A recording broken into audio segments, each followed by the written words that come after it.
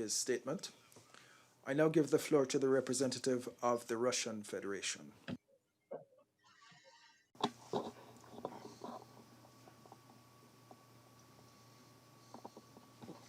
Mr. President,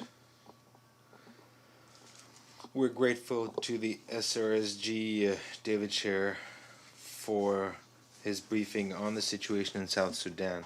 We would like to assure you that we constantly support the activities of Blue Helmets and your good offices, which are an important component of the efforts of the international community in stabilizing the situation in South Sudan. We're also grateful to the TCCs and PCCs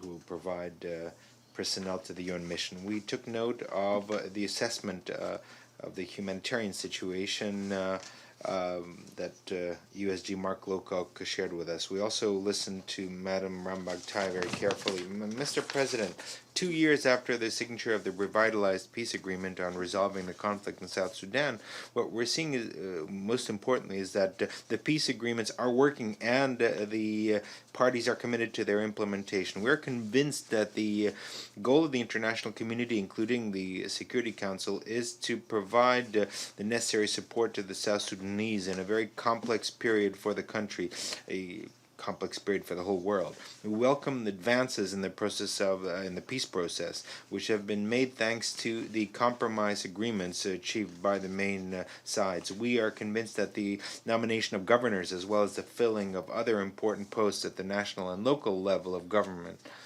will make an important contribution in the process of state building. We believe it's important for these sides to demonstrate their readiness to overcome their differences through a frank dialogue, and we look forward to the rapid continuation of the implementation of the transitional agreements. Only a full and comprehensive compliance of the obligations undertaken by the sides will strengthen mutual trust and prevent a repetition of past mistakes. Mr. President, we note the overall reduction in political violence mentioned in the report of the Secretary General. As is our colleagues, we are concerned by the recent uptick in intercommunal violence. However, we call on everyone not to dramatize the situation. It's important to take into account all the complex challenges faced by Juba, including the negative impact of the COVID-19 pandemic, which has also impacted the leadership of the country. At the same time, we see that the South Sudanese are committed to not let the situation get out of control and to resolve problems effectively.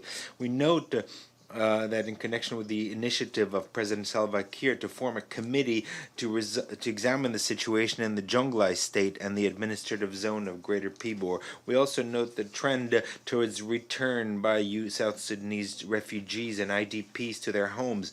We think that this is due to the mutual confidence building measures and contacts between the opposing sides on the ground. It's important for them to continue complying with the ceasefire. The non-signatories to the peace agreement, we call on them to join the process of state building. Mr. President, we have no doubt that the leading role in supporting the South Sudanese peace process should be played by regional partners.